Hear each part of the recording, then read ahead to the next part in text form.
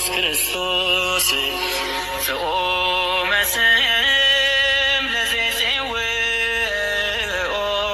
ኢየሱስ ክርስቶስ ህብስተ ሕይወት ለዘይበልዖ ኢየሱስ ክርስቶስ ጽዋ መድኃኒት ለዘይሰትዮ ከመ ይባርኩነ ይፈኑ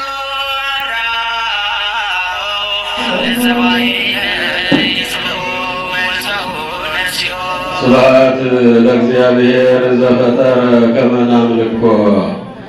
እናመልከው ዘንድ እንገዛለን ዘንድ በመቅደሱ ተሰብስበን ገናናው ልዑል የሆነው ኃያል የሆነው ስሙን እንጠራው ዘንድ የፈቀደልን የአባቶቻችን አምላክ ስሙ ይክበር ይመስገን። በቅድስናው ስፍራ ያቆመን፣ በምሕረቱ የሰበሰበን፣ በይቅርታው የጎበኘን፣ አስፈሪውንና ግዙፉን ጨለማ አሳልፎን ረቂቁን ብርሃን ሰጥቶን ቤተ መቅደሱን ከፍቶ ልጆች ግቡ ብሎ አመስግኑኝ ብሎ በቅድስናው ስፍራ የሰበሰበን የአባቶቻችን አምላክ ስሙ ይክበር ይመስገን። አነ እግዚአብሔር ፈዋሲከ፣ እኔ እግዚአብሔር ፈዋሻችሁ ነኝ። በደመ ክርስቶስ የተቀደሳችሁ ከአምላከ መንፈስ ቅዱስ ከማኅፀነ ዮርዳኖስ በጥምቀት ልጅነት ያገኛችሁ ከሩቅም ከቅርብም የመጣችሁ አባቶች፣ እናቶች፣ ወንድሞች፣ እህቶች ሕፃናትን ጭምር በእግዚአብሔር ፍጹም ሰላምታ ይድረሳችሁ። እንደምን አደራችሁ? እንደምን አደራችሁ? እንደምን አደራችሁ? ጨለማውን ገፎ አምላካችን ይህን ብርሃን የሰጠን በቅድስናው ስፍራ ሳይገባን በምሕረት የሰበሰበን ገናናው ልዑል ኃያል የሆነው ስሙን ለመጥራት ለማመስገን የፈቀደልን አምላካችን ስለማይነገር ስጦታው ስሙ ይክበር ይመስገን። ስሙ ይክበር ይመስገን። አሁን ቅዱስ ሥጋው ክቡር ደሙ የመጨረሻው ማህተም የሆነው ወደ እግዚአብሔር ገነት ለመግባት አምላካችን ፊት ለመቆም የሚያበቃን ቅዱስ ሥጋውና ክቡር ደሙ እየተሰጠ ነው። አሁን ካህናት አባቶቻችን እያቀበሉ ነው። የተገባቸው የፈቀደላቸው ንስሐ የገቡ ራሳቸውን ለአባቶቻቸው ያስመረመሩ ሕፃናት ጭምር ትልልቆቹም ሥጋው ደሙን እየተቀበልን ነው። በዚሁ ደግሞ የእግዚአብሔርን ሕያውና ዘላለማዊ የሆነውን ፈዋሽ የሆነውን የአምላካችንን ቃል እንማራለን። አነ እግዚአብሔር ፈዋሲከ፣ እኔ እግዚአብሔር ፈዋሽህ ነኝ። እኔ እግዚአብሔር አዳኝ ነኝ።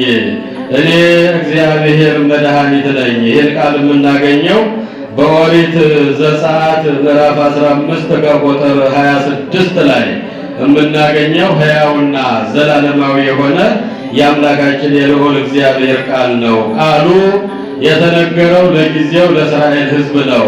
በግብፅ ባርነት በፈርዖን ግዛት መከራ ሲቀበሉ ኖረው በሙሴ መሪነት ባህር ከፍሎ ደመና ጋርዶ ከዓለት ላይ ውሃን አፍልቆ ቅዱሱ አባታችን ሊቀ ነቢያት ሙሴ ከግብፅ ባወጣቸው ጊዜ የአምላካችሁን ትእዛዝ ብትጠብቁ፣ የአምላካችሁን ሥርዓቱን ሕጉን ብትጠብቁ ያመጣሁትን በሽታ ሁሉ አላደርግባቸውም። እኔ እግዚአብሔር ፈዋሻችሁ ነኝ፣ አዳኛችሁ ነኝ። ክብርና ምስጋና ለአምላካችን ይሁን።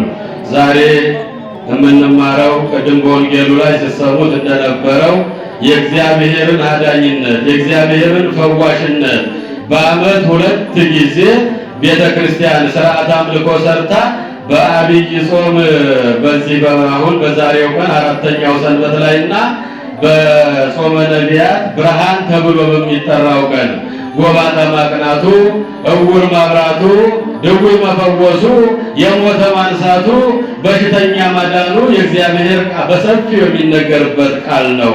እኔ እግዚአብሔር ፈዋሻችሁ ነኝ፣ እኔ እግዚአብሔር አዳኛችሁ ነኝ። የአምላካችሁን የልዑል እግዚአብሔርን ትእዛዝ ብትጠብቁ፣ ሕጌን ብትሰሙ፣ ሥርዓቴን ብትጠብቁ፣ እንደ ፈቃዴ ብትኖሩ በግብፅ ላይ ያመጣሁትን በሽታ አላመጣባችሁም። እኔ እግዚአብሔር አዳኛችሁ ነኝ፣ እኔ እግዚአብሔር ፈዋሻችሁ ነኝ። የእግዚአብሔር ልጆች የእግዚአብሔር የማዳን ሥራው በሰፊው የሚነገርበት ነው። በዚህች ዕለተ ሰንበት 4ኛው እሑድ መጻጉዕ ተብሎ በሚጠራው ቀን ጎባጣ ማቅናቱ፣ እውር ማብራቱ፣ ለምጽ ማንጻቱ፣ አጋንንት ማውጣቱ፣ የሞተን ማንሳቱ ለስም አጠራሩ ክብር ይግባውና የአምላካችን ይሄ ሁሉ ተአምር የሚነገርበት ቀን ነው። በቅዳሴው መሃልም ነቢየ እግዚአብሔር ልበ አምላክ ዳዊት በዝማሬው የአምላክ ልብ የሆነው ኃላፊያትና መጻያት ሁሉ የተገለጡለት ወንድሞቻችን ዲያቆናት ሲዘምሩልን ነበረ። እግዚአብሔር ይረድኦ ውስተ ዓራተ ሕማሙ፣ እግዚአብሔር በደዌ ዳኛ ተይዞ በአልጋ ቁራኛ ተይዞ ሳለ ይረዳል፣ ያድናል፣ ይፈውሳል። የእግዚአብሔር ልጆች ወገኖቻችን፣ ዘመዶቻችን፣ ወዳጆቻችን በታመምን ጊዜ፣ በተቸገርን ጊዜ፣ አንገታችንን በደፋን ጊዜ፣ ግራ በገባን ጊዜ ብዙዎች ጀርባቸውን ይሰጡናል። ብዙዎች አይመቻቸውም። ብዙዎች ሊደግፉን ሊጠጉን ፈቃደኞች አይደሉም። እግዚአብሔር ግን በደዌ ዳኛ በአልጋ ቁራኛ በተያዝን ጊዜ ይረዳናል። መዝሙር 40 ቁጥር 1 ላይ የምናገኘው ሕያውና ዘላለማዊ የአምላካችን የእግዚአብሔር ቃል ነው። እግዚአብሔር ይረድኦ ውስተ ዓራተ ሕማሙ፣ እግዚአብሔር በደዌ ዳኛ በአልጋ ቁራኛ ተይዘን ሳለ ይረዳናል። ወይ መይት ሎቱ ኩሎ መስክ ኩሎ ምስካቤሁ እምደይሁ፣ በበሽታም ጊዜ ተይዘን ሳለ መኝታችንን ያነጥፍልናል። የማይጸየፈን አምላክ በችግር ጊዜ፣ በመከራ ጊዜ፣ በሐዘን ጊዜ ሁሌም ከጎናችን የሚቆም መድኃኔዓለም ስሙ ይክበር ይመስገን። በመከራ ጊዜ ጥሩኝ አድናችሁም አለሁ፣ ባዘናችሁ ጊዜ ጥሩኝ ደስ አሰኛችኋለሁ፣ በታመማችሁ ጊዜ ጥሩኝ እፈውሳችኋለሁ። መዝሙረኛው ልበ አምላክ ዳዊት በመዝሙር 49 ቁጥር 16 ላይ በታመማችሁ ጊዜ፣ በተጨነቃችሁ ጊዜ፣ ባዘናችሁ ጊዜ፣ ግራ በገባችሁ ጊዜ ጥሩኝ አለ መድኃኔዓለም ኢየሱስ ክርስቶስ። ለዚህ ነው እግዚአብሔር በደዌ ዳኛ በአልጋ ቁራኛ ተይዞ ሳለ ይረዳናል። በበሽታውም ጊዜ መኝታችንን ያነጥፍልናል። አንሰ እብየ እግዚኦ ተሳሃለኒ፣ እኔስ ፈጽሞ በድያለሁና አቤቱ ማረኝ፣ አቤቱ ራራልኝ፣ አቤቱ ይቅር በለኝ የሚለውን ዝማሬ ዲያቆናት ሲዘምሩልን ነበረ።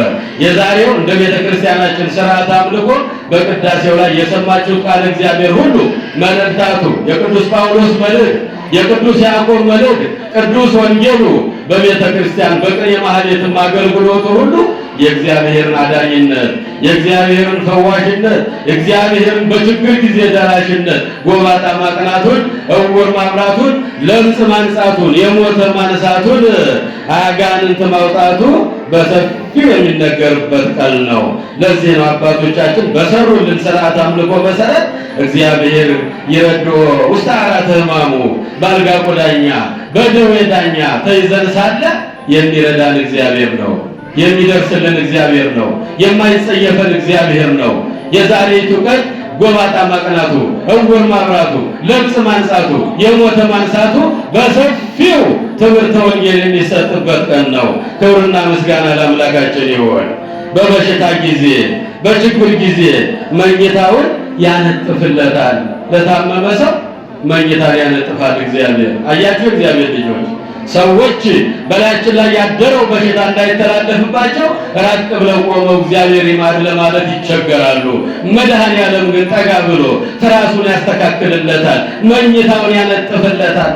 ደጋፊያችን የማይሰለቸን በጊዜ በቦታ በሁኔታ ሐሳቡን የማይቀይርብን መድኃኔዓለም ስሙ ይክበር ይመስገን። አንሰ እብየ እግዚኦ ተሳሃለኒ፣ እኔስ ፈጽሞ በድያለሁና አቤቱ ማረኝ፣ አቤቱ ራራልኝ እያለ ዳዊት ለሁላችንም የሚገባውን ጸሎት የዘመረውን ዝማሬ በቅዳሴው መሃል ሲዘመር ነበረ። የእግዚአብሔር ልጆች በሽታ በኃጢአት ብቻ አይደለም የሚመጣው። ስለ ጽድቅም በሽታ ይመጣል። ስለ ትሩፋትም በሽታ ይመጣል። ለቅድስና በሽታ ይመጣል። በጎ ነገር ለማግኘትም በሽታ ይመጣል። እንደገና በምንሰራው በደልና ኃጢአትም ለቅስፈት በሽታ ይመጣል። በሽታ በአምስት አይነት ሁኔታ ሊታዘዝ ይችላል። የመጀመሪያው አንደኛ በሽታ የሚመጣው ደዌ ዘንጽህ ይላሉ አባቶቻችን። በንጽህና ሰዎች ወገኖቻችን ቅዱሳት አንስት በሽታ ይታዘዝባቸዋል። እየሰማችሁ ነው? ከቃሉ ጋር ናችሁ? እግዚአብሔር ይስማችሁ። እግዚአብሔር ከሁላችን ጋር ይሁን። ቃሉን ስሙ። ቃሉ ሕይወት ነው። ቃሉ ፈዋሽ ነው። ቃሉ አዳኝ ነው። የእግዚአብሔር ልጆች ምዕመናን ግድ የላችሁም። ሐሳባችሁን ወደዚህ ወደ ቃለ እግዚአብሔር አድርጉት። ይሄ የሕይወት ቃል ነው። ይሄ የነፍስ ምግብ ነው። ይሄ የሞተም ያነሳ ነው። ይሄ የታመመም ይፈውስ ሕያውና ዘላለማዊ የአምላካችን ቃል ነው እየተነገረ ያለው። በአምስት ምክንያት በሽታ ሊታዘዝ ይችላል። አንደኛ ደዌ ዘንስ በንጽህና በሽታ ሊታዘዝ ይችላል። ሐዋርያው ቅዱስ ጢሞቴዎስ አንደኛ ጢሞቴዎስ ምዕራፍ 5 ከቁጥር 23 ላይ የምናገኘው ቃል አለ። የቅዱስ ጳውሎስ ደቀ መዝሙር ነው። ጾመኛ ነው፣ ጸሎተኛ ነው፣ ትምህርት ያበዛል፣ ስግደት ያበዛል። በ24 ሰዓት አንድ ጊዜ ብቻ ትንሽ ነገር ይቀምሳል። በዚህ ምክንያት ሆዱን ታማሚ ነበረ፣ በሽታም አድሮበት ነበረ። ያን ጊዜ ብርሃነ ዓለም ቅዱስ ጳውሎስ ስለ ሆድ በሽታ ውሃ ብቻውን አትጠጣ፣ ወይን ጠጅ ቀላቅለህ በርዘህ ጠጣው እያለ ይመክረው ነበረ። በሽታው የመጣበት በንጽህናው በቅድስናው ስግደት ስለሚያበዛ፣ ጾም ስለሚያበዛ፣ በትሕትና ስለሚያበዛ፣ እግዚአብሔርን ስለሚከተል በንጽህና ሕመም አድሮበት ነበረ። አንደኛ ጢሞቴዎስ ምዕራፍ 5 ከቁጥር 23 ላይ ገብረ ክርስቶስን ስንመለከት በንጽህናው በቅድስናው ወላጆቹ ቤተሰቦቹ እንዳያውቁት 15 ዓመት በእመቤታችን ቤተክርስቲያን በዚያ በመቃብር ቤት ወድቆ እያለቀሰ ከጫጉላ ቤት ወጥቶ ሙሽርነቱን ትቶ ምድራዊ ሙሽርነት ይቅርብኝ፣ ሰማያዊ ሙሽራ መሆን ነው የምፈልገው፣ እኔ የክርስቶስ ሙሽራ ነኝ ብሎ ሙሽሪት እግዚአብሔር አይለይሽ ብሎ በጫጉላ ቤት ሳለች ራሷን ስሞ የእግዚአብሔር ልጆች ምዕመናን የሙሽርነት የክብር ልብሱን አውልቆ ሄዶ በመቃብር ቤት የወደቀው ገብረ ክርስቶስ ወደ ቤተሰቦቹ በፈቃድ እግዚአብሔር ከ15 ዓመት በኋላ በሚመለስ ጊዜ ቤተሰቦች እንዳያውቁኝ አምላኬ ፈጣሪ የምትወደኝ ከሆነ ሰውነቴን ለውጥልኛል። እየሰማችሁ ነው? ለጽድቅ ለቅድስና ለንጽህና ሕመም ይሰጠናል፣ ቁስል ያድርብናል። የተለያየ ደዌ እግዚአብሔር በተለያየ ምክንያት ሊያሳድርብን ይችላል። ገብረ ክርስቶስ ወገኖች እንዳያውቁኝ ሀገረ ገዥ ነው አባቱ፣ እናትየዋም ንግሥት ናት። የሀገረ ገዥ ልጅ ነው። እሱ ግን እግዚአብሔርን መረጠ። ምድራዊ ንግስና ኃላፊ ነው፣ ጠፊ ነው። ከኔ ይልቅ አባቴን እናቴን ወንድሜን እናቴን ያለ ሰው ለኔ ሊሆን አይገባውም፣ ሊያገለግለኝ አይችልም አለ መድኃኒታችን ኢየሱስ ክርስቶስ። ይሄን ቃል ትዝ አለውና ከጫጉላ ቤት ከቤተ መንግሥት ወጥቶ መቃብር ቤት ወደቀ። ማንም እንዳያውቀው በጾም በጸሎት በትሕርምት 15ቱን ዓመት አሳለፈ። በፈቃድ እግዚአብሔር ወደ ቤተሰቦቹ ሲመጣ ቤተሰቦች እንዳያውቁኝ ሰውነቴን ለውጠው በቁስል የተመታ አድርገው አምላኬ ሆይ አለ። ያ የነበረው ሰውነቴ ይቀየርልኝ አለ።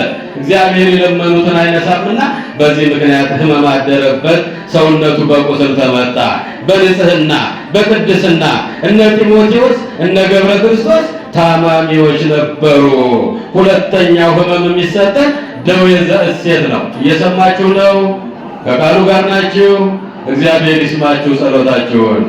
ደዌ ዘእሴት ምን አልኳችሁ?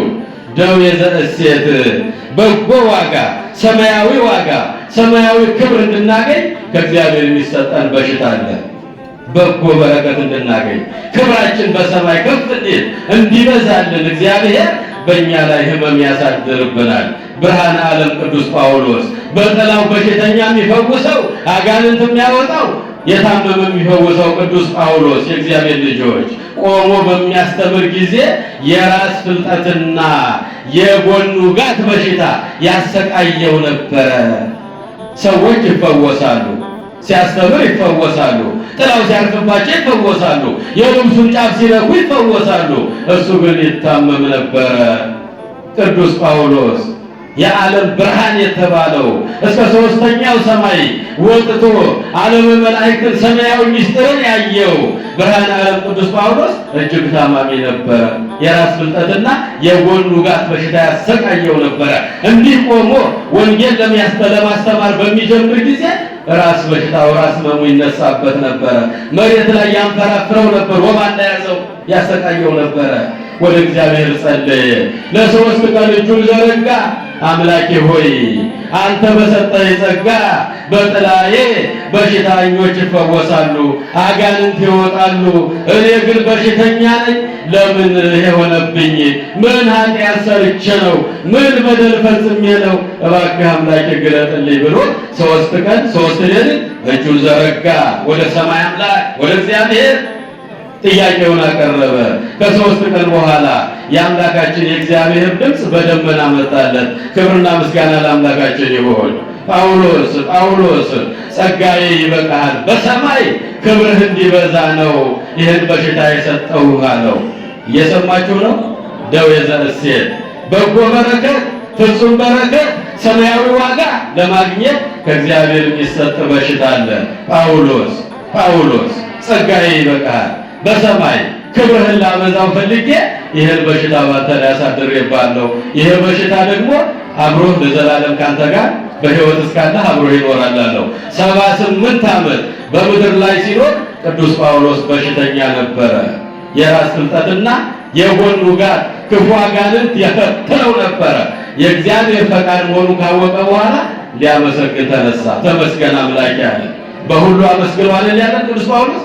በሁሉ አመስግኑ፣ በበሽታም ጊዜ፣ በችግርም ጊዜ፣ በማግኘትም ጊዜ፣ በማጣትም ጊዜ፣ በመውደቅም ጊዜ፣ በመነሳትም ጊዜ፣ በመሳቅም ጊዜ፣ በማልቀስም ጊዜ በሁሉ አመስግኑ፣ ሳታቋርጡ ጸልዩ። አንደኛ ተሰሎንቄ ምዕራፍ 5 ቁጥር 17 ላይ ሳታቋርጡ በቀን በሌሊት ስትወጡ ስትገቡ፣ ስተኙ ስትነሱ፣ በሁሉ ነገር በሁል ጊዜ ሳታቋርጡ ጸሎት ጸልዩ፣ አድርሱ ጸሎታችሁን። ግን በሁሉም ነገር ደግሞ አመስግኑ። ስታገኙ ብቻ ሳይሆን ስታጡም፣ ስትፈወሱ ብቻ ሳይሆን ስትታመሙም፣ ስትደሰቱ ብቻ ሳይሆን ስታዝኑም፣ ስትጠግቡ ብቻ ሳይሆን ስትራቡ፣ በሁሉ እግዚአብሔርን አመስግኑ አለ። ከዚያ በኋላ ብርሃነ ዓለም ቅዱስ ጳውሎስ ጸጋዬ ይበቃሃል፣ ክብርህ በሰማይ እንዲበዛ ይሄ በሽታ ካንተ ጋር ይኖራል አለው። 78 ዓመት ምድር ላይ ሲኖር ይህን ስቃይ ተሸክሞ ኖረ። ታማሚ ነበረ፣ በሽተኛ ነበረ። እሱ ግን በጥላው ይፈውሳል፣ ለራሱ በሽተኛ ነበረ።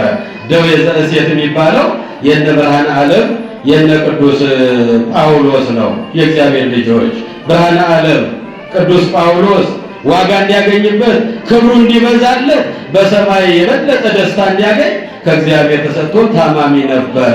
ጻድቁ ቅዱስ አባታችን ኢዮብም ታማሚ ነበረ። በአርክ በዲበ ምድር ኢዮብ ፍቁሬ፣ በምድር ላይ አንድ ወዳጅ አለኝ፣ አንድ ደግ ሰው አለኝ፣ አንድ ጻድቅ ሰው አለ፣ ከክፋት የራቀ በጎነትን የተሞላ እያለ እግዚአብሔር በመላእክቱ ከተማ ስለ ኢዮብ ቅድስና ስለ ኢዮብ ክብር እግዚአብሔር ይገለጠለት። ቅድስናው እግዚአብሔር ፊት የደረሰለት የእግዚአብሔር ልጆች በበጎነት የተሞላ በጽድቅ ሥራ የተሞላ ከክፉ ነገር የራቀ በጎነትን የተሞላ የጽድቅ ሥራ የሚሰራ አንድ ወዳጅ አለኝ ስሙም ኢዮብ ይባላል እያለ እግዚአብሔር ክብሩን፣ ቅድስናውን፣ ንጽህናውን፣ ደግነቱን በመላእክት ዘንድ ይገልጥለት ነበረ። ሰይጣን በዚህ ቀንቶበት እንደምታውቁት ታሪኩን ብዙ መከራ መጣበት። ደዌ ዘእሴት የእግዚአብሔር ልጆች በሰማይ ዋጋው እንዲበዛ፣ ክብሩ እንዲበዛ፣ ቅድስናው እንዲበዛ እግዚአብሔር የሰማይ ክብር ሊያበዛለት ፈልጎ ምድራዊ ፈተና እንዲመጣበት አደረገ። ሀብቱን አጣ፣ ንብረቱን አጣ፣ አካሉን አጣ፣ ከሰውነት ወረደ፣ በቁስል ተመታ፣ ያን ሁሉ ነገር አጣ። ራቄ ወጻይኩ ከርሰ እምዬ ወራቄ ወረድኩ ውስተ ግበ ምድር፣ ራቁቴን ከእናቴ ማኅፀን ወጣሁ አለ። ተመልሼ ራቁቴን ምድር ውስጥ እገባለሁ አለ። ትናንት ሀብት ነበረኝ፣ ትናንት 10 ልጆች ነበሩኝ፣ ትናንት ከፍ ያልኩ ሰው ነበርኩኝ፣ ዛሬ ሁሉን አጥቻለሁ። እግዚአብሔር ወሀበ ወእግዚአብሔር ነሳ፣ እግዚአብሔር ሰጠ፣ እግዚአብሔር ሁሉንም ወሰደ። የእግዚአብሔር ስም ለዘላለም ይባረክ አለ። ክብርና ምስጋና ለአምላካችን ይሁን። ይሄ ነው ክርስትና፣ ይሄ ነው ሕይወት። ደዌ ዘእሴት የሚባለው ይሄ ነው። የእግዚአብሔር ልጆች 10 ልጆችን በአንድ ቀን አጥቶ በአንድ ቀን ቀብሮ ተሰብስበው በታላቅ ወንድማቸው ቤት ምስጋና እያቀረቡ እየዘመሩ አብረው እየበሉ እየጠጡ ሳለ ሰይጣን ቀናበት። በምስራቅ በምዕራብ በሰሜን በደቡብ ያለውን ነፋስ አስነሳና ያሉበትን ቤት በላያቸው ላይ ደረመሰባቸው። ልጆቹ ካፈር በታች አሉ። ሁሉም ልጆች ሞቱ አሉት። ልጆቹ ካፈር ውስጥ ተቆፍረው አስከሬናቸው ተሰብስቦ ጸሎት ተደርሶላቸው በአንድ ቀን ጉድጓድ ከተታቸው። 10 ልጆች የእግዚአብሔር ልጆች ሁሉንም ተቀበለ በጸጋ። ሀብቱን አጣ፣ ንብረቱን አጣ። መጨረሻ ላይ አካሉ ፈረሰ። እግዚአብሔር ወሀበ ወእግዚአብሔር ነሳ፣ እግዚአብሔር ሰጠ፣ እግዚአብሔር ሁሉንም ወሰደ። የእግዚአብሔር ስም ለዘላለም ይባረክ። ከእናቴ ማኅፀን ራቁቴን መጥቻለሁ፣ ተመልሼ ራቁቴን ወደ መሬት እገባለሁ። ስለዚህ ሁሉም የሆነው ሁሉም የተሰጠኝ ከእግዚአብሔር ነው፣ የወሰደም እግዚአብሔር ነው፣ ስሙ ይባረክ ብሎ ዲያብሎስን ድል አደረገው። በጎነት አያችሁ የእግዚአብሔር ልጆች። ደዌ ዘእሴት የሚባለው ይሄ ነው።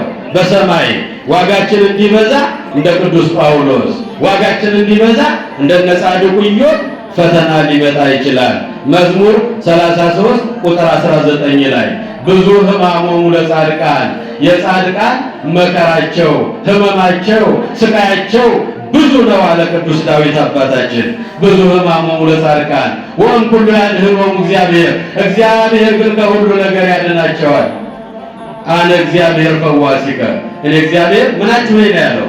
ፈዋሻችሁ ነኝ፣ አዳኛችሁ ነኝ፣ የምደርስላችሁ በመከራ ጊዜ ነኝ አለ ኦሪት ዘጸአት ምዕራፍ 25 ላይ። የእግዚአብሔር ልጆች ምእመናን፣ ታዲያ እነዚህ አባቶቻችን ሁሉ ይህንን መከራ ይህንን ስቃይ በጸጋ በመቀበላቸው በሰማይ ክብራቸው እጥፍ ድርብ ሆኖ ጠበቃቸው። ደዌ ዘእሴት የሚባለው እንደ ቅዱስ ጳውሎስ እንደ ቅዱስ ኢዮብ አባታችን ነው። የእግዚአብሔር ልጆች ምእመናን፣ ደዌ ዘተግሳጽ ይባላል። የግሳጼ ደዌ ያድርብናል። የግሳጼ ደዌ ያድርብናል። ሁለተኛ ነገሥት ምዕራፍ 18 ቁጥር 6 ላይ ንጉሡ ሕዝቅያስ በእስራኤል ምድር ላይ 13ኛው ንጉሥ በዳዊት በሰሎሞን ዙፋን ላይ የተቀመጠ ሕዝበ እስራኤልን ይመራ የነበረ ከዕለታት አንድ ቀን እግዚአብሔር የማይወደውን ሥራ ሠራ። እግዚአብሔርን አስቀየመ።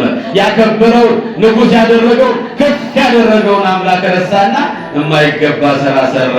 ነቢዩ ኢሳይያስ ድንግል በድንግልና ጸንሳ በድንግልና ወንድ ልጅን ትወልዳለች፣ ስሙንም ኢየሱስ አማኑኤል ብላ ትጠራዋለች እያለ ኢሳይያስ በሱ ዘመን ትንቢት ሲናገር ክፉ አማካሪዎቹ ተሰበሰቡና ንጉሥ የተባልከው አንተ ነህ እኮ፣ ወንድ ልጅ የተባልከው አንተ ነህ እኮ፣ ድንግል የተባለች እስራኤል ናት እያሉ የእግዚአብሔር ልጆች የክርስቶስን ሰው መሆን ሊሸፍኑ ፈልገው ክፉ አማካሪዎች በዙሪያው ያሉ በንጉሡ ዙሪያ ያሉ ሰዎች ወንድ ልጅ የምትባለው አንተ ነህ፣ ድንግል የተባለችው የእስራኤል ምድር ኢየሩሳሌም ናት።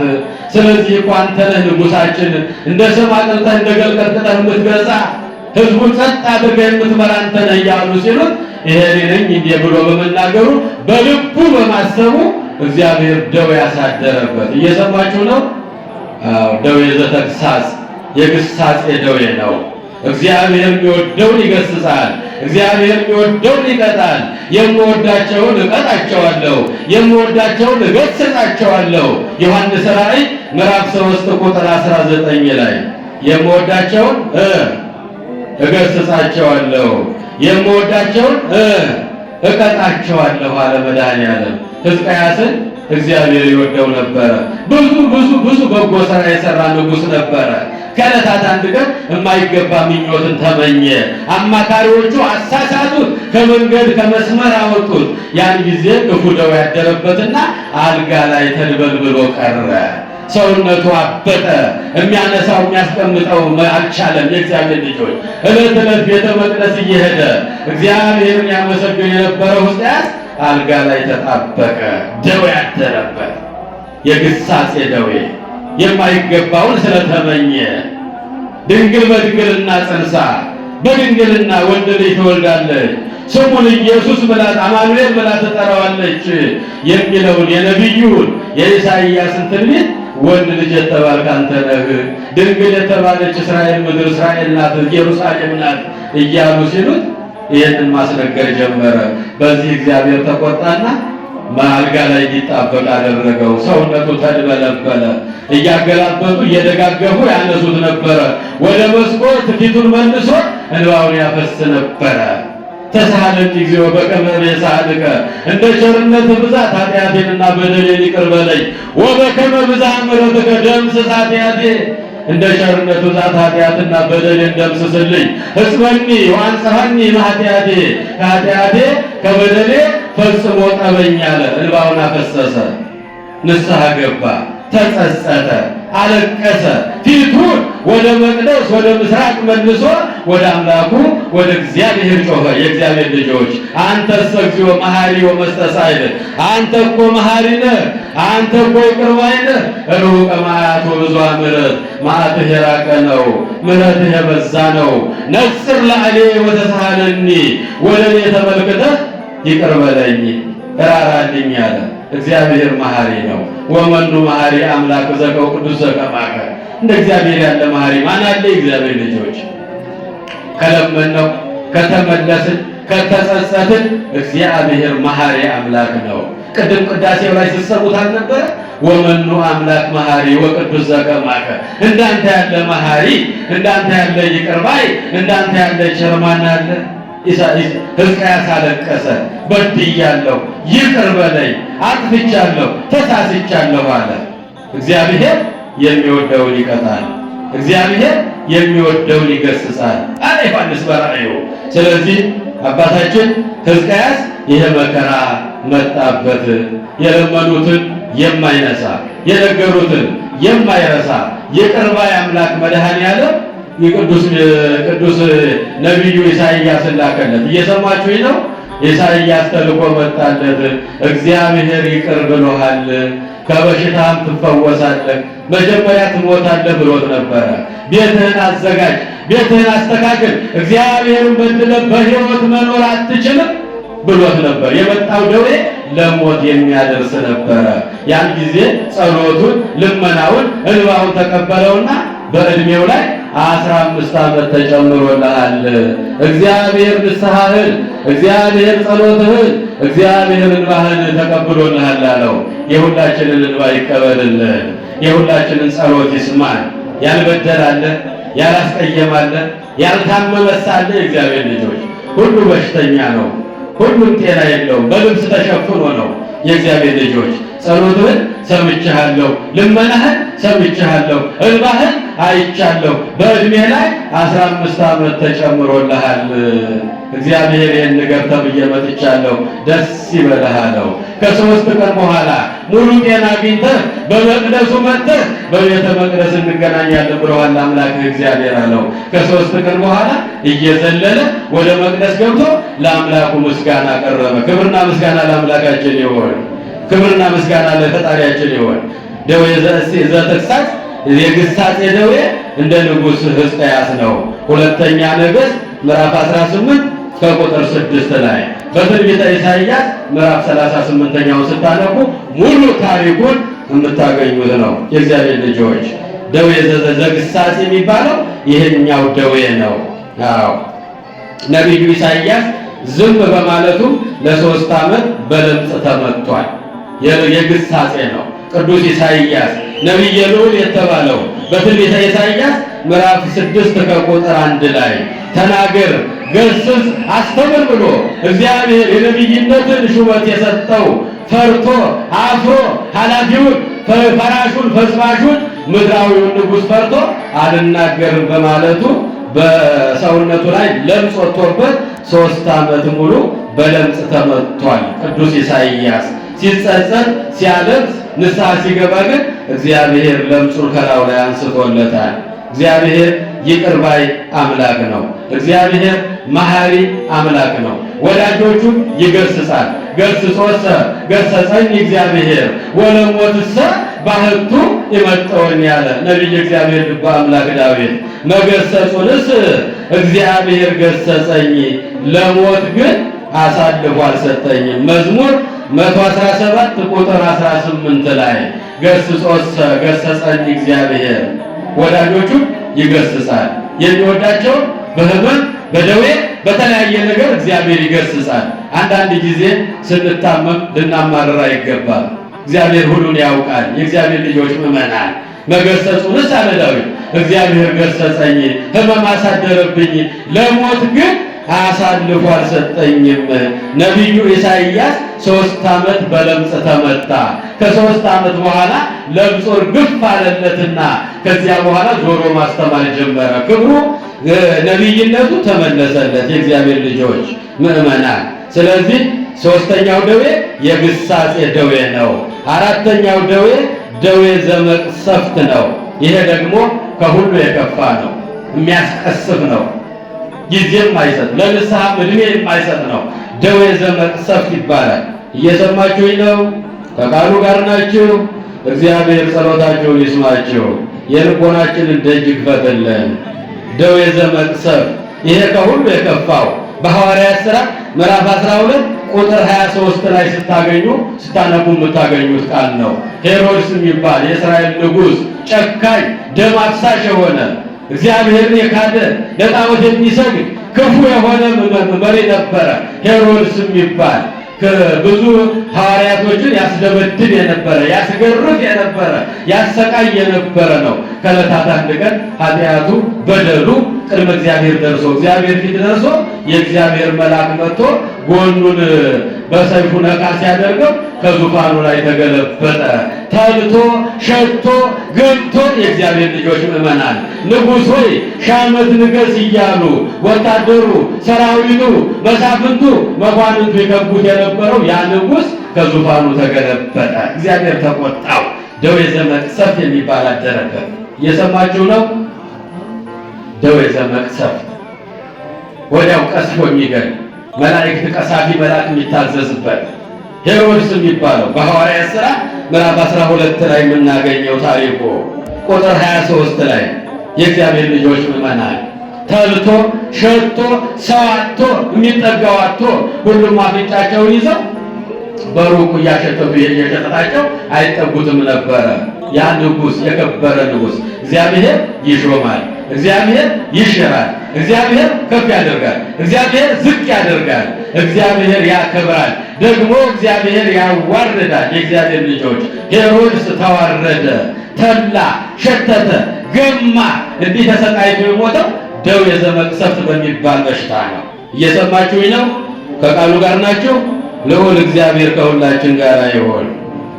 አዎ ሄሮድስ ሐዋርያትን ያስደበድብ የነበረ፣ ደም አፍሳሽ የነበረ፣ እግዚአብሔርን ይገዳደር የነበረ፣ ብዙ ጥፋት ያጠፋ የነበረው ጨካኙ ሄሮድስ ተልቶ ሸቶ ገምቶ ተበላሽቶ ተሰቃይቶ በአንድ ቀን ሳይሆን ለብዙ ወራት እንደዚህ ተሰቃይቶ የሞተው ደዌ ዘመቅሰፍት የሚባል በላዩ ላይ አድሮበት ነው። ደዌ ዘኃጢአት 5ኛው ደዌ ዘኃጢአት እንደ መጻጉዕ ነው።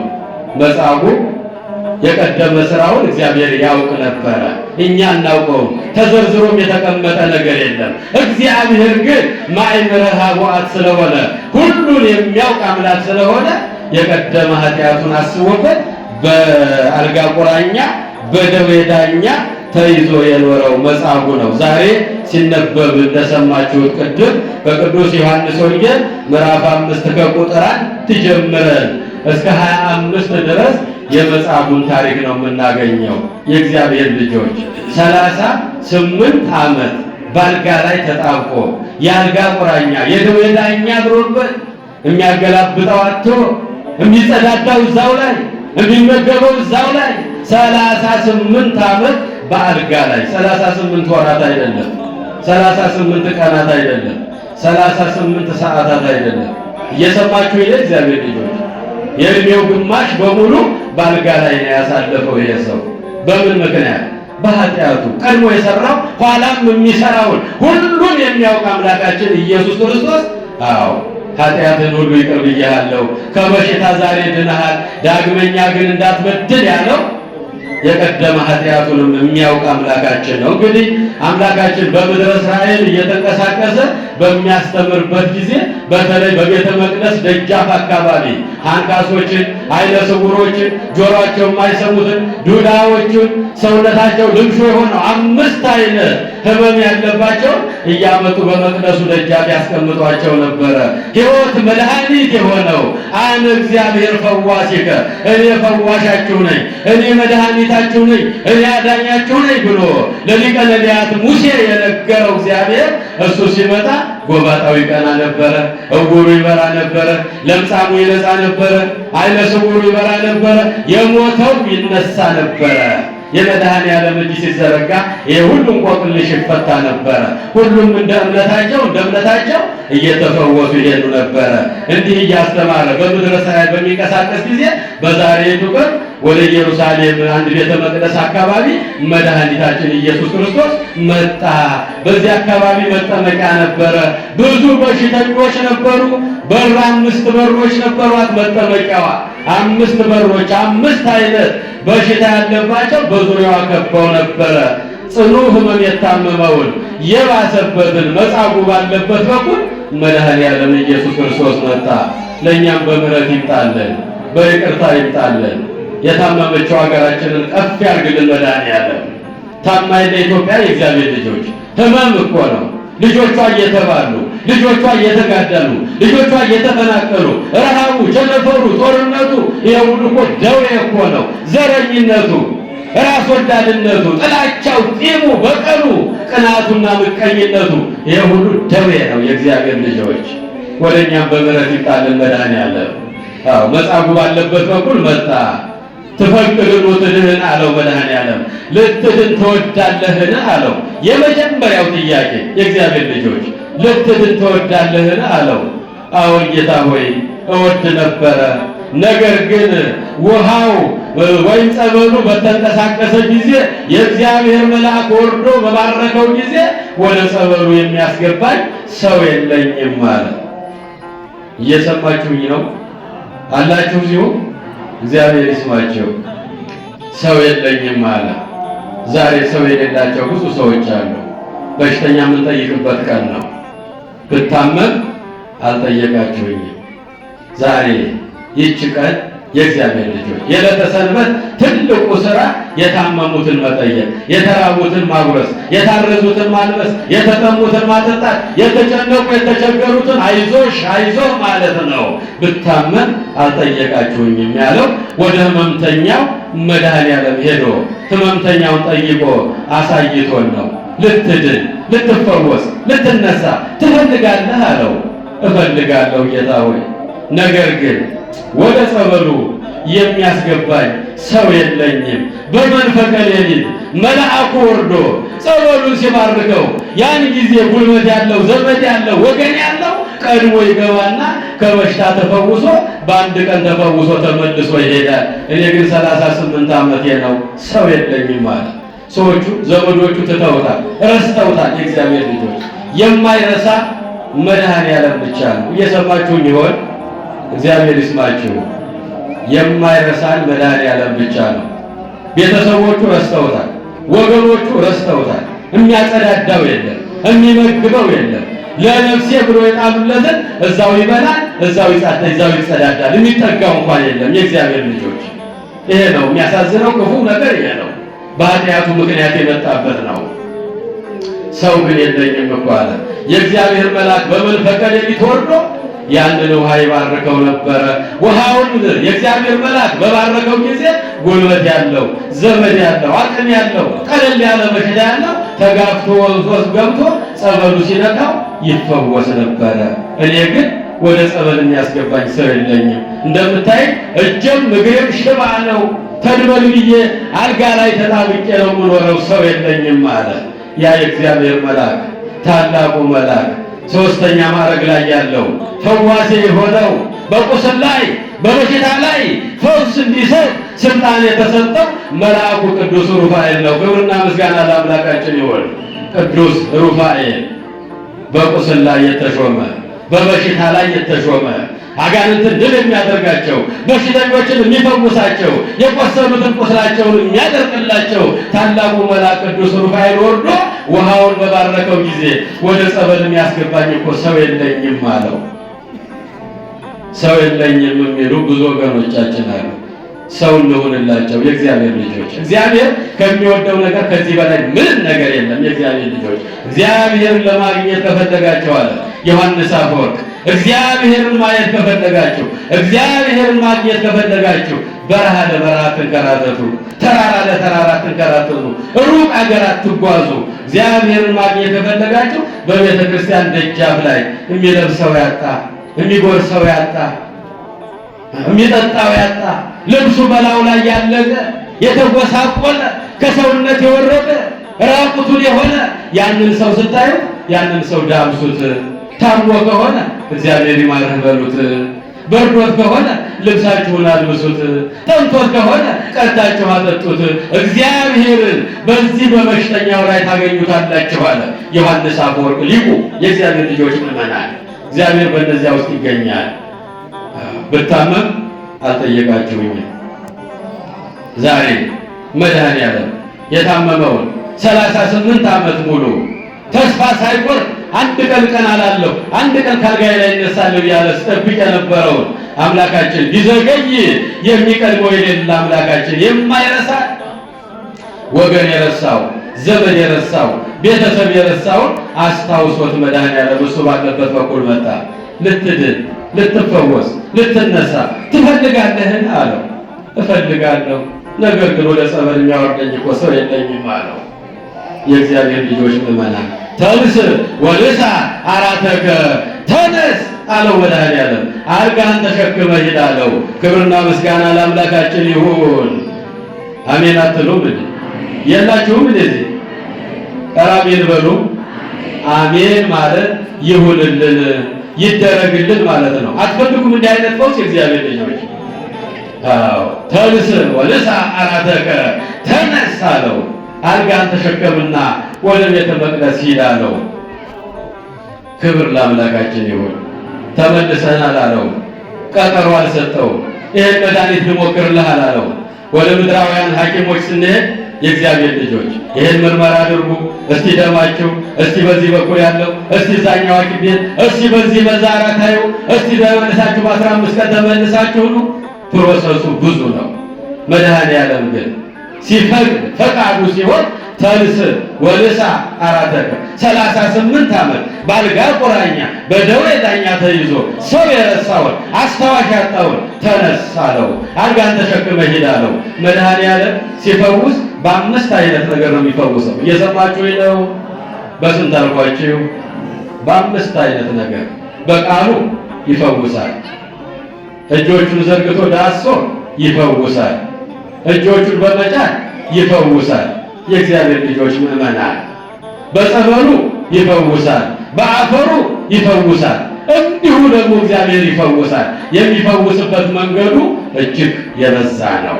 ያ በማቴዎስ ወንጌል ምዕራፍ 8 ላይ ከቁጥር 1 ጀምረን ስናነብ ከተራራው ላይ መድኃኒታችን የተራራውን ስብከት ከሰበከ ካስተማረ በኋላ ብዙ ሕዝብ ተከትለውት ከተራራው ላይ ወረደ ይላል። ጎባጣ ሲቀና፣ ዕውር ሲበራ፣ ለምጽ ሲነጻ፣ አጋንንት ሲወጣ እያዩ የ5 ገበያ የሚያክል ሕዝብ ይከተለው ነበረ፣ ይርመሰመስ ነበረ፣ ዙሪያውን ይከበው ነበረ። ከተራራው ላይ ሲሆን በተራራው ስር አንድ በለምጽ የተመታ ሰው አገኘ። የእግዚአብሔር ልጆች ዘመዶቹ ተስፋ ቆርጠው ብቻውን እንዲቀመጥ ያደረጉት። የሚበላው ለብቻው፣ የሚጠጣው ለብቻው፣ የሚለብሰው ለብቻው፣ የሚያድርበት ለብቻ። ልብሱን እንኳን አይነኩት፣ ይጸየፉት ነበረ። የማይጸየፈን መድኃኔዓለም ብቻ ነው። ከነ ምናምንቲያችን ከነ ኃጢአታችን ከነ በደላችን ወደ መቅደሱ ስንገባ እጁን ዘርግቶ የሚቀበለን እናት ደካሞች፣ ሸክም የከበደባችሁ የኃጢአት የበደል የክፋት የስርቆት የውሸት የሌብነት የጾም መሻር ሸክም የከበደባችሁ ከኔ ወግዱ አይደለም ያለው፣ ወደ እኔ ኑ አለ መድኃኔዓለም። እየሰማችሁኝ ነው? ወደ እኔ ኑ። ለምን? እኔ አሳርፋችኋለሁ አለ። ሊያሳርፈን፣ ሊያረጋጋን፣ ሰላም ሊሰጠን፣ ሸክማችንን ከላያችን ላይ ሊያራግፍልን፣ ሰላምን መረጋጋት እንዲሰጠን መድኃኔዓለም እንዲህ ደጁን ከፍቶ ልጆቼ ይላል። እናንተ ሸክም የከበደባችሁ የኃጢአት የበደል የክፋት ሸክም የከበደባችሁ ልጆቼ ወደ እኔ ኑ እኔ ላሳርፋችኋለሁ አለ። ወደ እሱ ስንመጣ ፈውስ አለ። ወደ እሱ ስንመጣ እረፍት አለ። ወደ እሱ ስንመጣ ሰላም አለ። ወደ እሱ ስንመጣ መረጋጋት አለ። ያ በለምጽ የተመታ ቤተሰቦቹ የተጸየፉት እንዲበላ አብሯቸው እንዲበላ አይፈቀድም። አብሯቸው እንዲኖር አልተፈቀደለትም። ለብቻው ድንኳን ተክለውለት በድንኳን የሚኖር ነው። መድኃኒታችን ሕይወታችን ኢየሱስ ክርስቶስ በሽተኞች እየፈወሰ ሲመጣ ሰማና አሁን ወደ ኢየሱስ ክርስቶስ ሄጄ እግሩ ላይ ተደፍቼ አንጻኝ ከበሽታ ፈውሰኝ እለዋለሁ አለ። ያን ጊዜ በሕዝቡ መካከል እየተጋፋ መጣና መድኃኒታችን ሕይወታችን ኢየሱስ ክርስቶስ እግር ላይ ድፍት አለና ጌታ ሆይ አለ ብትወድ እኮ ፈቃድ ቢሆን እኮ ልትፈውሰኝ ትችላለህ፣ ልታነጻኝ ትችላለህ። እኔም እንደ ሰው ቀና ብዬ ከሰው ጋር ለመኖር እኮ እንድችል ታደርገኛለህ። ለአንተ እኮ ሚሳንህ የለም አለው። አንተ ሕይወት ነህ፣ አንተ መድኃኒት ነህ። ብትወድ እኮ ከዚህ የለምጽ በሽታ ልታድነኝ ትችላለህ አለ። እግሩ ላይ ድፍት ብሎ አለቀሰ። የኔና የእናንተ ጌታ ሕይወት የሆነው የማይጸየፈን መድኃኔዓለም እጁን ዘረጋና ዳሰሰው። ክብርና ምስጋና ለመድኃኔዓለም ይሁን። እጁን ዘረጋና ምን አለው አልኳችሁ? ዳሰሰው። እወዳለሁ ንጻ አለው። ያን ጊዜ ከእግር ጥፍሩ እስከ ራስ ጠጉሩ በለምጽ ተመትቶ የነበረው ሰው ለምጹ እርግፍ አለለት። ክብርና ምስጋና ለአምላካችን ይሁን። ሕይወት ነው፣ መድኃኒት ነው።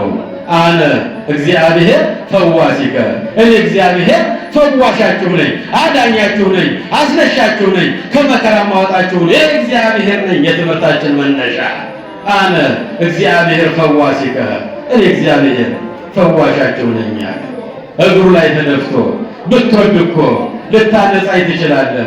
ብቸኝነት ከብዶኛል፣ ብቻዬን መኖር ከብዶኛል፣ ሰው አጥቻለሁ፣ ሰው ርቦኛል አለው። የእግዚአብሔር ልጆች ምዕመናን ሰዎች የተጸየፉትን የሚለብሰውን ልብስ ለመንካት የሚጸየፉትን መድኃኔዓለም እጁን ዘረጋና ሰውነቱን ዳሰሰው። አይጸየፈንም፣ አይንቀንም። እመኑ የእግዚአብሔር ልጆች፣ ካመንን ከበሽታ እንፈወሳለን። ካመንን ከኃጢአት ከበደል እንነጻለን። እዚህ መቅደስ እንመጣ። በመቅደሱ ዙሪያ ነበር ያመጧቸው የነበሩ በሽተኞችን ያመጧቸው። 5 አይነት ሕመም ያለባቸውን ያመጧቸው ነበረ። እውሩ ይበራል፣ ጎባጣው ይቀናል፣ ለምጻሙ ይነጻል፣ አጋንንቱ ተቃጠልኩ እያለ ይወጣል፣ የሞተው ሳይቀር ይነሳ ነበረ። እንደ እምነታቸው ያደርግላቸው ነበረ። ብትወድ እኮ ልታነጻኝ ትችላለህ አለ ያ በለምጽ የተመታው ሰው። ሰዎች ልብሱን ለመንካት የተጸየፉትን መድኃኔዓለም እጁን ዘረጋና ሰውነቱን ዳሰሰው። ፈቃዴ ነው፣ ወድጃለሁ፣ ከለምጽ በሽታ ንጻ አለው። በቅጽበት አምላካችን እጅ ሲዘረጋ ከእግር ጥፍሩ እስከ ጠጉሩ የነበረው ለምጽ በሽታ እርግፍ አለለት። ታሪኩ ተቀየረለት። አሁን ከሰው እኩል ሊሆን ነው። የእግዚአብሔር ልጆች አሁን ሙሉ ሰው ሊሆን ነው። አሁን ወደ ቤተሰቡ ሊቀላቀል እኮ ነው። እየሰማችሁ ነው። ያን ጊዜ ምንም ብሎ አለቀሰ። የደስታ ለቅሶ። እስከ ዛሬ የበሽታ ለቅሶ ነበር የሚያለቅሰው። እንባው የሚፈሰው ደረቱን የሚለቁሰው እንባውን የሚያፈሰው ስለታመመ ከሰው ስለተለየ በሽታው ከሰው ስላሳነሰው ያለቅስ ነበረ። ዛሬ ግን ሙሉ ጤናውን ስላገኘ የደስታ ለቅሶ ማልቀስ ጀመረ። ያደረከውን ለማንም አትናገር፣ ለኔም አትንገረኝ አለው። ማእምረ ኅቡዓት ነኝ። ትናንት የሰራኸውን ብቻ አይደለም ነገ የምትሰራውን ማውቅ እኔ እግዚአብሔር ነኝ። አያውቁም እንደ እግዚአብሔር ልጆች ነገን አያውቁም እንደ እግዚአብሔር። እኛ ነገር እናውቃታለን፣ ነገር እናውቃለን። እግዚአብሔር ልጆች አዎ፣ ለኔም አትንገረኝ ሁሉን አዋቂ ነኝ። ትናንት የሰራኸው ብቻ ሳይሆን ነገ የሚሰራውን የማውቅ አምላክ ነኝና ለኔም አታውራ። ዝርዝር ጉዳዩ ለማንም ለሰው አትናገር። ሄድና ራስህን ለካህን አስመርምር አለ። ካህናትን የሰጠን አምላክ ስሙ ይክበር ይመስገን። አልተጠቀምንባቸውም እንጂ መድኃኒታችን፣ ሕይወታችን የሰራኸውን ኃጢአትና በደልህን ለእኔ ዝርዝር ጉዳዩን አትንገረኝ አለ። ምክንያቱም እኔ ሁሉን አውቀዋለሁ አለ። መናገር ያለብህ ንገርህ። ሂድና ራስህን ለነፍስ አባትህ ለካህን አስመርምር፣ ካህኑ የሚልህን ስማ፣ የሚያዝህን ፈጽም አለ መድኃኒታችን ኢየሱስ ክርስቶስ። የካህናትን ክብር ለመግለጥ ነው። የአምስት ገበያ የሚያክል ሕዝብ በዙሪያው አሉ። አባቶቻችን ካህናት በምድር ላይ ኃጢአትን ይቅር ይሉ ዘንድ ያስሩ ዘንድ የበደልን ማሰሪያ ይፈቱ ዘንድ ስልጣነ ክህነትን እንደሚሰጣቸው ለማስረዳት ሂድና ወደ ካህን ራስህን አስመርምር አለው መድኃኒዓለም። እየሰማችሁ ነው? እኛ እናስመረምራለን፣ ንስሐ እንገባለን። እንዲሁ እንደው በኃጢአት ተለስነን ነው የምንኖረው። የእግዚአብሔር ልጆች ዋሽተን ይሆናል፣ አታለን ይሆናል፣ ሰርቀን ይሆናል፣ ጾም ሽረን ይሆናል። ብዙ ጊዜ ንስሐ የሚገባ ሰው ብዙ አይታይም። ለምን እንደሆነ አይገባኝም። ለስሙ ነፍስ አባትን ይዛለን፣ ለቀብር ጊዜ የሚሆነን ወይም አባት አለው ልንባል ያህል ንስሐ መግባት ነው። ንስሐ የበደለውን እንዳልበደለ ታደርገዋለች፣ ኃጢአተኛውን ጻድቅ ታደርገዋለች፣ በደለኛውን ንጹሕ ታደርገዋለች፣ ዘማዊውን ድንገት ታደርገዋለች ይላል መጽሐፈ መነኮሳት ላይ። ንስሐ እንግባ፣ ነፍስ አባቶቻችንን እንጠቀምባቸው። ንገሩ ነው ያለው መድኃኒዓለም። የሰራችሁትን ያደረጋችሁትን ለነፍስ አባቶቻችሁ ንገሩ። ብዙዎች ልጆቻችን ለነፍስ አባቶቻችሁ አትናገሩ። እውነት እንነጋገር። ይሄ የእውነት አደባባይ ነው። ሸፍናችሁት ነው የምትኖሩት። ለነፍስ አባት መናገር ነው መፍትሄው። ከእግዚአብሔር ጋር መታረቂያው መንገድ ለነፍስ አባት መናገር ነው። ታዲያ ያ በለምጽ የተመታ ሰው ስቅስቅ ብሎ ባለቀሰ ጊዜ አሁን ድነሃል፣ ተፈውሰሃል፣ ደስ ይበልህ። ያደረከውን ለማንም አታውራ፣ ለቤተሰብም ለጓደኞችም ዝርዝር ጉዳይ አትናገር። ሂድና ራስህን ለካህናት አስመርምር አለ። ራሳችንን ለካህን ማስመርመር ነው። እግዚአብሔር ሙሉ ስልጣን ሰጥቷቸዋል። የመንግሥተ ሰማያት ቁልፉን ሰጥቷቸዋል። በምድር ያሰራችሁት በሰማይ ለዘላለም የታሰረ ይሆናል። በምድር የፈታችሁት በሰማይ የተፈታ ይሆናል። እናንተ ይቅር ያላችሁትን እኔ ይቅር ብዬ እቀበለዋለሁ። እናንተ ይቅር ያላላችሁትን እኔ ይቅር አልለውም። ሰማይና ምድር ያልፋል፣ ቃሌ ግን አያልፍም። ክብርና ምስጋና ለአምላካችን ይሁን። ካህናትን የሰጠን እግዚአብሔር ምን ይበጀን ነበር? የእግዚአብሔር ልጆች በማን ከእግዚአብሔር ጋር እንታረቅ ነበር? እንዴት ፊቱ መቆም እንችል ነበር? እንደገና እየተሰራን እኮ ነው። አፍርሶ እየሰራን ስናልፍ እያነሳን ስንወድቅ እያነሳን በካህናቱ ጸሎት በካህናቱ ቡራኬ እንደገና ታሪካችን እየተቀየረ ይሄው ለቅድስናው ስፍራ እንቆማለን። ይሄው ቅዱስ ሥጋውን ክቡር ደሙን እንቀበላለን። ሥጋውን ስንበላ ደሙን ስንጠጣ ደግሞ ኃጢአትና በደላችን ይደመሰስልናል። ነፍስና ሥጋችን ይቀደስልናል። ያለ ሥጋው ደግሞ የእግዚአብሔር መንግሥት አይወረስም።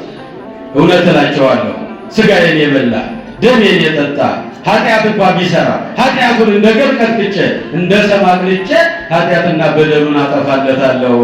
በመንግሥተ ሰማያት ከኔ ጋር ይኖራል። ክብርና ምስጋና ለአምላካችን ይሁን። ሥጋዬን ያልበላ ደሜን ያልጠጣ ቢጾም ቢጸልይ ቢወድቅ ቢነሳ ከኔ ጋር አይኖር። ማህተሙ ደመ ማህተሙ ወደ እግዚአብሔር ፊት ለመቆም ወደ ገነት ለመግባት ደመ ማህተሙን መያዝ ያስፈልጋል። የእግዚአብሔር ልጆች ብዙ ጊዜ የምትሸሹ እናቶቻችን እህቶቻችን እኔ ወጣት ነኝ፣ እኔ እንደዚህ ነኝ፣ እኔ እንደዚያ ነኝ አንበል። ሥጋውና ደሙ ለሁላችን የተዘጋጀ አሁን ስናያቸው ከ10 ዓመት በታች የነበሩ ሕፃናት እንደገና ደግሞ ከ70 ዓመት በላይ ያሉ እናቶቻችን ይኸው እውነት የምናይበት ቦታ ነው። የእግዚአብሔር ልጆች በመሀል ያለው ሰው የጠፋ ሕዝብ ነው እኮ 20 ዓመት 30 ዓመት 40 ዓመት 50 ዓመት ድረስ ያለው ሰው ብዙ ጊዜ ሲቀበል አይታይም። ሥጋዬን ብሉ ደሜን ጠጡ። ሥጋዬን የበላ ደሜን የጠጣ ኃጢአቱን ደምስሼ ከኔ ጋር አኖረዋለሁ። ከእግዚአብሔር ጋር መኖር አይሻልም? የእግዚአብሔር ልጆች ከእሱ ጋር መኖር ይሻላል እኮ። ዛሬ ነገ አትበሉ የተበሉ ለጌሰብ የወምሰሰብ ወጌሰብ መመሬ ዛሬ ነገ አትበሉ። ነገን አታውቋትም። ዛሬ ሰው ብንሆን ነገ ከዚህ ዓለም መጠራታችን አይቀርምና ንስሐ እየገባን በነፍስ አባቶቻችን እየተጠቀም ወደ እግዚአብሔር መቅረብ አለብን። አነ እግዚአብሔር ፈዋሲከ፣ እኔ እግዚአብሔር ፈዋሻችሁ ነኝ። እኔ እግዚአብሔር አዳኛችሁ ነኝ። እኔ እግዚአብሔር ሕይወታችሁ ነኝ። ኦሪት ዘጸአት ምዕራፍ 15 ቁጥር 16 26 ላይ ያስተማረን የመከረን የገሰጸን የአባቶቻችን አምላክ ስሙ ይክበር ይመስገን። የሰማነውን ሁሉ በልቦናችን ይጻፍልን። 30 60 100 ፍሬ አፍርተን የስሙ ቀዳሾች የመንግስቱ ወራሾች ለመሆን ያብቃል። ለሥጋው ደግሞ ያልበቃችሁትን እድሜ ሰጥቶ ለንስሐ በቅታችሁ ለቅዱስ ሥጋው ለክቡር ደግሞ ያብቃችሁ። ኢየሱስ ክርስቶስ ጽኦመ ስም ለዘይጼውኦ ኢየሱስ ክርስቶስ ህብስተ ሕይወት ለዘይበልኦ ኢየሱስ ክርስቶስ ጽዋ መድኃኒት ለዘይሰትዮ ከመ ይባርኩነ ይፈኖ አዳኦ ለጸባኢነ ይጽብኦ ወልታሁ ነሲኦ